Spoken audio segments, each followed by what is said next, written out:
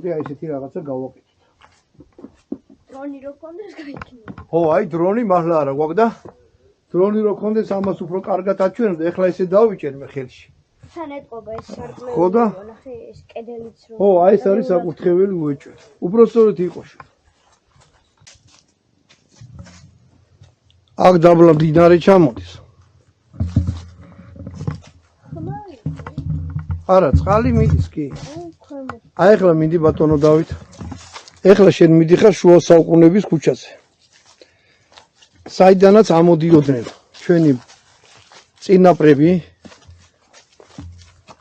მორწმუნე მამაოები და ღვთისმოშიში ქრისტიანები. პირდაპირ გეტყვით რა არის მართლა აი ესეთი აი შეხედეთ არის ძალიან მნიშვნელოვანი და როგორც ეთყობა დიდი მონასტერი იყო აქ. არა, ეთყობა. იმიტომ რომ სამონასტრო ცხოვრება მიდიოდა პირდაპირ ეთყობა მარტო ეკლესია არ ადგა აქ რა. აი დაახლოებით აქედან აქ არის გადახურვა. როგორ? დაახლოებით აქედან და აი აქედან ხო რაღაცა ეგეთი არის. აი ახლა დგა. აი ეს ნანგრევები დგას ობლად. ელოდება ქრისტიან ადამიანებს, ელოდება მორწმუნე მღვდლებს, ელოდება ქართველ ხალხს.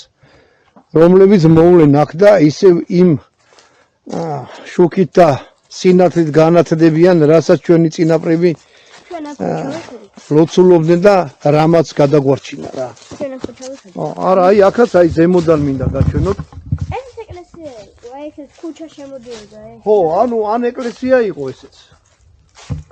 ეხლა აქ დაბურული ტყი არ ვიცი, შეიძლება ხარისხი ისეთი არ იყოს მომიტევით, მაგრამ ეს არის ეკლესიის ნანგრევების ან რაღაცა ის არის რა ქვია, ეს რა არის?